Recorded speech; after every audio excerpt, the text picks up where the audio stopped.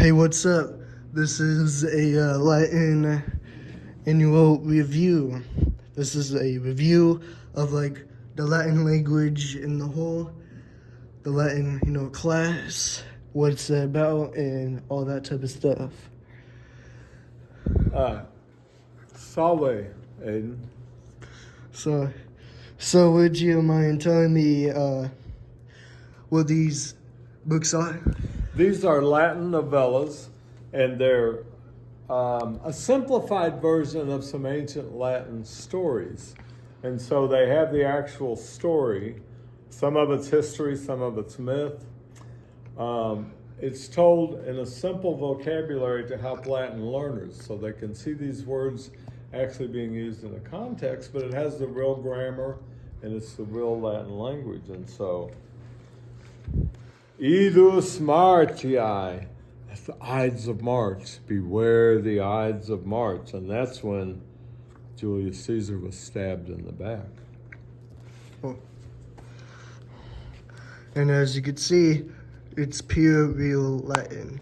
Like all these are in a completely Latin script. This one is a nice one. A lot of pictures. Aves. Aves means birds.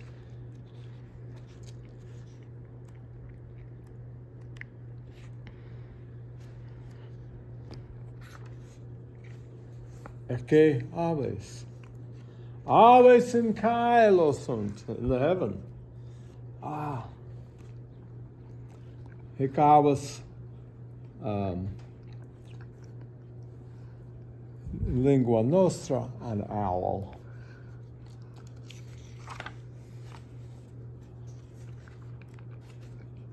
Ooh, pennae, feathers. Aquila. Aquila is an eagle. Serpens, serpentis. Vultures.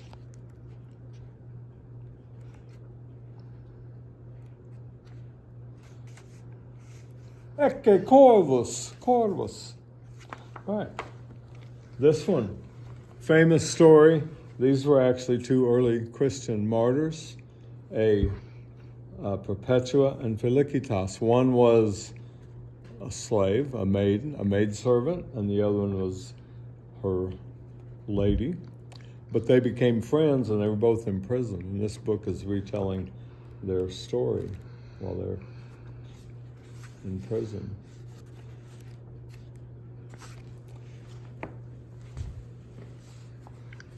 Incitatus, that means fast, like a fast horse. His name of the horse named Incitatus.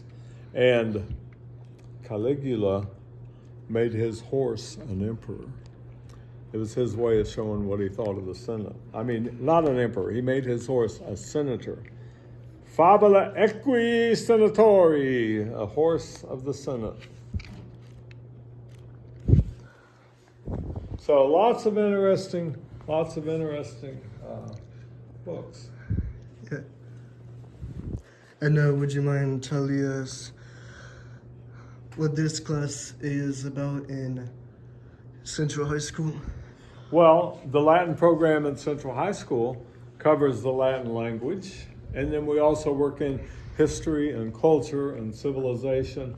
And, we start out by a definition of classics, a classical language. A classical language is a language that was spread throughout a large area, had a long history, and had an important literature. And the Latin language preserves the history and the literature of the ancient Romans. And the Romans spread their empire throughout the whole world around the Mediterranean Sea. That means northern Africa. It means Western Asia, which included Palestine, Israel, moving on up, Lebanon, Syria, a lot of places that are in the news today. And then Europe. And it covered a large area and a long history.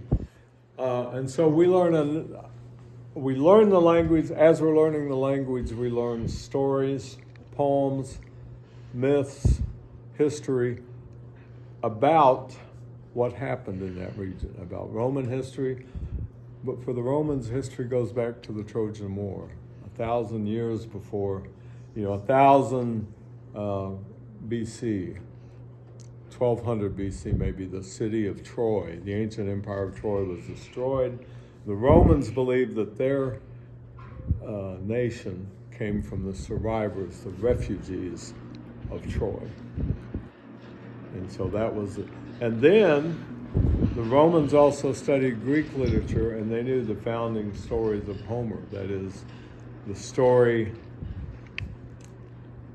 of the Trojan War from the Greek side. The Romans saw the Greeks as the enemy, but the Greeks told the story from their point of view in the books. Homer told it in the story of the Iliad, which is really about the anger of Achilles.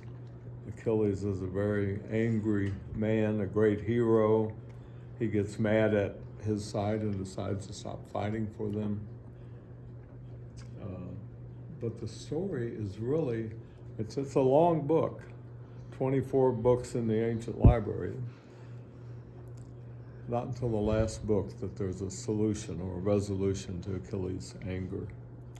And then the Odyssey is more adventurous story. It's about Odysseus trying to get back home. He'd been away for 10 years fighting the war. On his way home, he had shipwrecks and all kinds of disasters. He'd been gone for another 10 years. He'd been gone for 20 years. He had a son that was a baby when he left to go off to war. And now he's trying to get home to see his son and his wife. Those stories, Greek stories, inspired the Romans. And so we learn a little bit about the Greeks and their history and their civilization. But we also learn that classics is more than just Greece and Rome. It also includes ancient Egypt and Libya, Northern Africa, and all of these civilizations that interacted with each other. No. Do you have like any like history based like papyrus and like note cards and stuff like that? Well, we actually have some genuine Egyptian papyrus. It's modern papyrus, but it's made the way they've made it for the last 5,000 years in Egypt. So it's a papyrus plant. It gets tall and it gets thick as your arm, and they cut it into strips. And ancient Egyptian chariot here. This is what papyrus looks like, and that's what the Egyptians wrote on, the Greeks wrote on it, and the ancient Romans also wrote on papyrus. And so we get some real papyrus, and we have a project that our students do. Let's see, I took one down. We had to take some of them down because some students were testing in here and they couldn't have any Latin up on the walls. But this is a poem of Catullus, a student translated. The poet Catullus wrote about the death of a sparrow that belonged to his girlfriend. And so it's a sad poem. We also do some projects in here. So here's some Latin vocabulary. Canis means dog. Rana is frog. So this is a student project.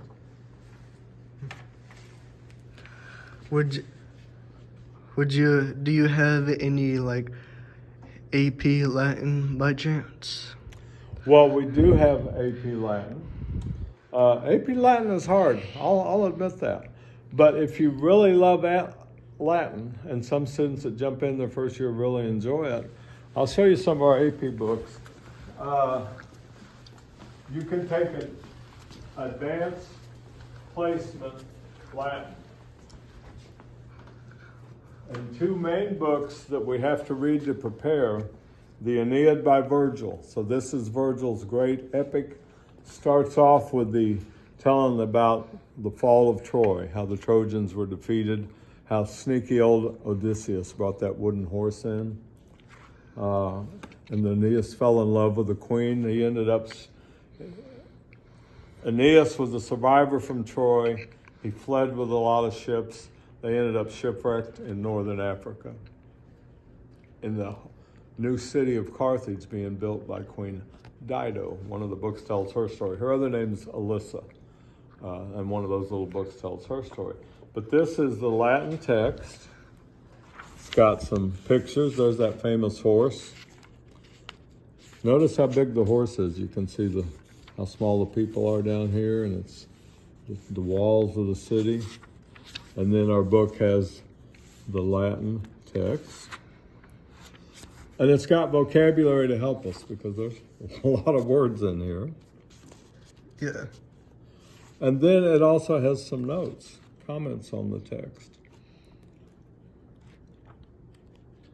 And so we can go back to the beginning. Most of our students learn there's book 1, there's the extent of the part of the Roman Empire, Troy. Eventually they're going to get to Rome, but first they have to stop in Africa. But we learned to read the beginning of the poem, Arma virumque cano Troiae qui primus saboris Italiam fato profugus Lavinia venet litora. Multe letteris jactatus et alto. About a man, a hero that was tossed about over the waves.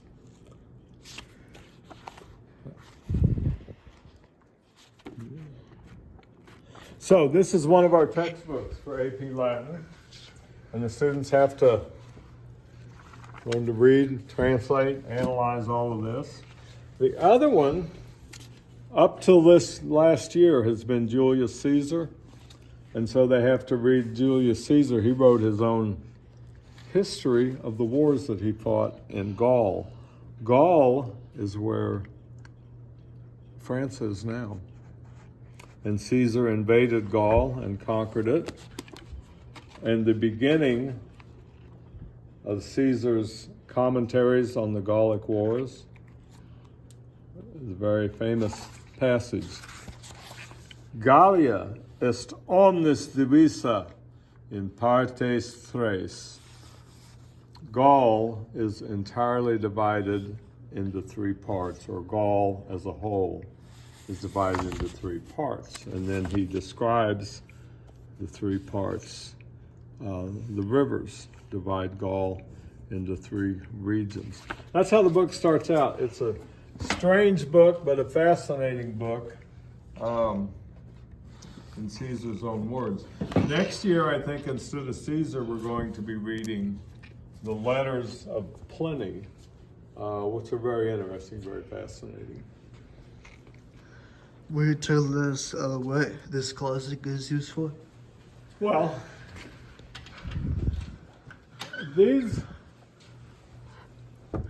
are textbooks, and you can kind of tell that they're getting old. They're kind of in bad shape. This is the 3rd edition. You know, every few years they came out with a new edition.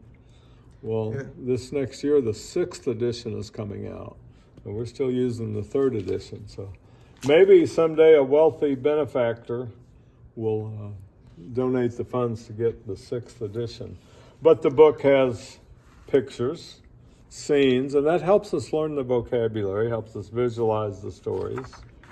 And then it has some other places that are just plain text. It has sections about the language, words and phrases at the end, so forth. This is our textbook for first year Latin. Does students usually go in here and grab the book and then sit down, and then after they come back and put it back? That's right, yeah. So we tell this is their classroom, their books. We want them to take care of them, but most hours we use the textbook, and they come up and get a book from the beginning and go sit down.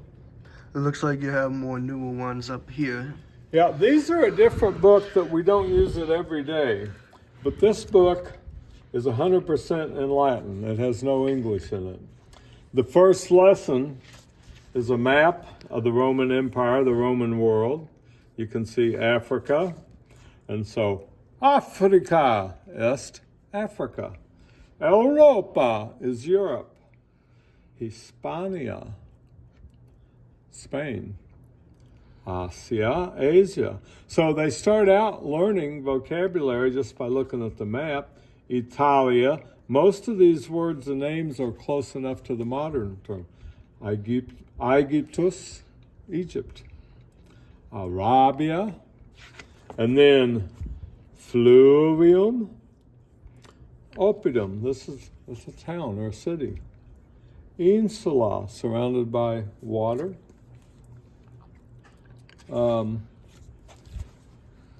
ancient schoolboys used: a tablet, wooden tablet covered with wax, and they wrote on it with a stylus, kind of like a big nail.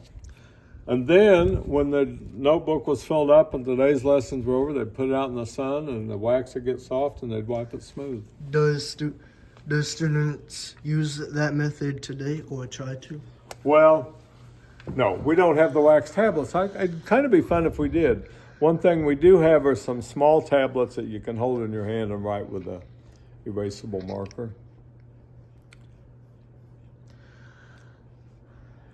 Well, over here is a mural. And it's partly covered up. This is the modern Bay of Naples, Italy. And over there, across the bay, is Mount Vesuvius.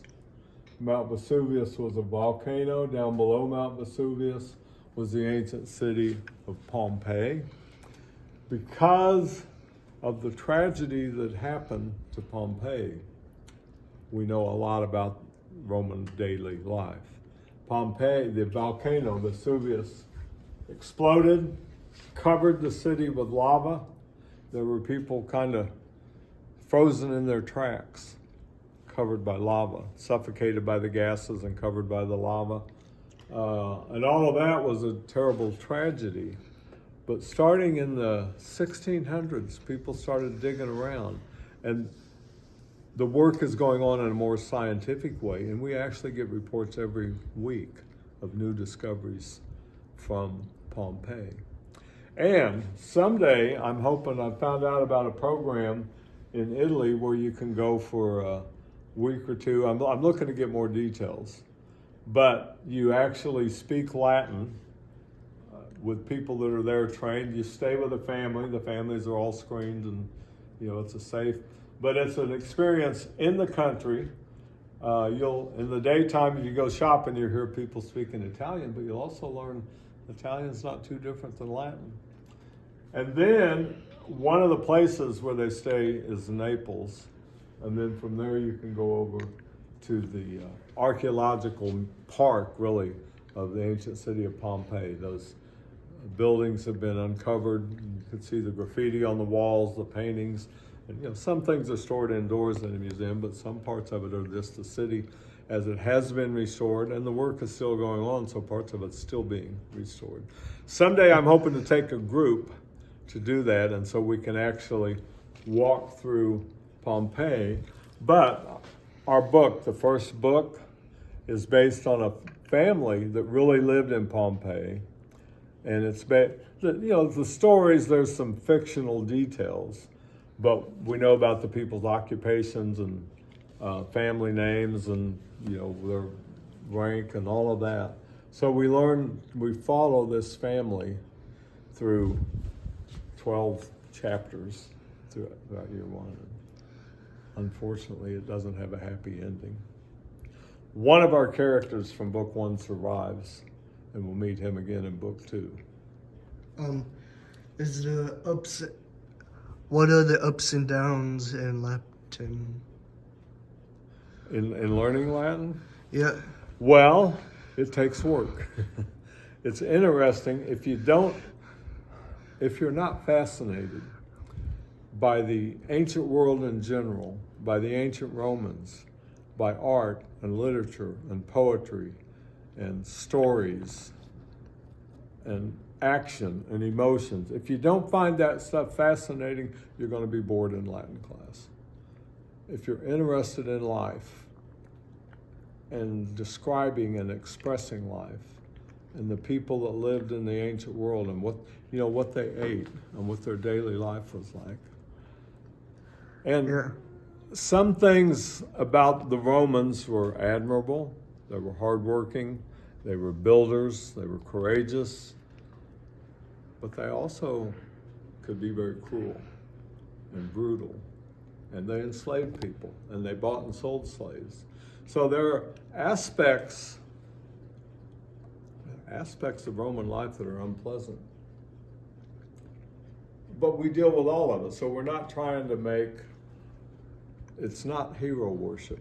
It's learning about real people and how they lived and how their politics and their government and their morals and how all of that worked. And in, you know, the ancient times and all that stuff. Mm-hmm.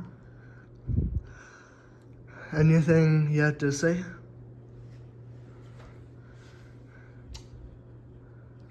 The ancient world gives us perspective. They weren't necessarily better in every way. They weren't necessarily always wrong. In some ways, they may have been better than us. In some ways, maybe they were worse. But they were different. And it gives us something. It's kind of like a mirror we can hold up to ourselves.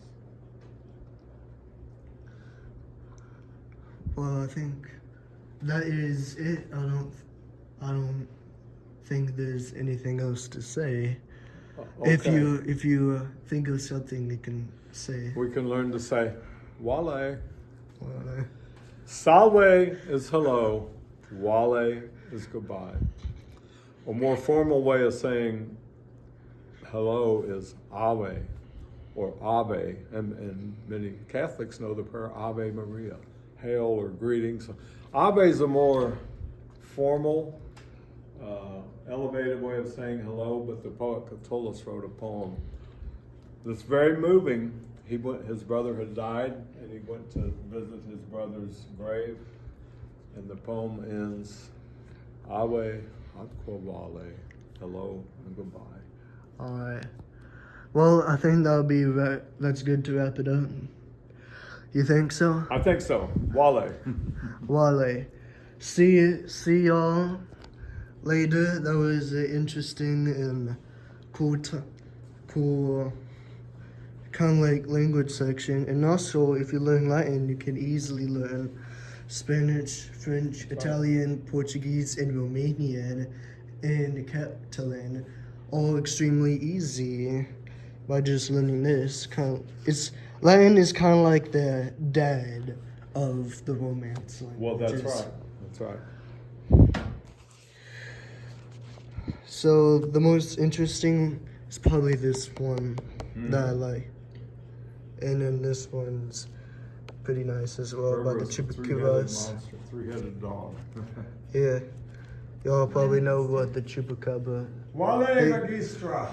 I did order steak. Okay. Why, this one's probably kind of like a horror book. Yeah. This Voice one- in the darkness. Yeah. This one's a horror book, and that one's like more adventure about all that stuff. Well, I'm gonna wrap up. Salve Ugmalwe. Okay. Wale. Water. All right. I'm gonna put. Also, forgot to mention. Okay. Next year, 2026, will be the 100th anniversary of the Latin program here at Central High School. For 100 years, we've taught Latin every semester, and we now have a lot of students that say, my mom took Latin here, my grandmother took Latin here, and they told me I need to learn Latin. Yeah, and we used to have German down there. The German class down there, I don't know what happened to it, so, well, it is what it is. We only have the French, Spanish, and Latin class, and that's it. That's just like a side update, and just see that. Our science teacher keeps reminding me, keep teaching them Latin, because a lot of the vocabulary, especially botany, comes from Latin. The scientific vocabulary, medical vocabulary comes from Latin and Greek. Legal vocabulary almost all comes from Latin. We learn about quid pro quo and things like that. Well, again, salve. Salve ad quo vale. Ave ad quo vale. All Now, right.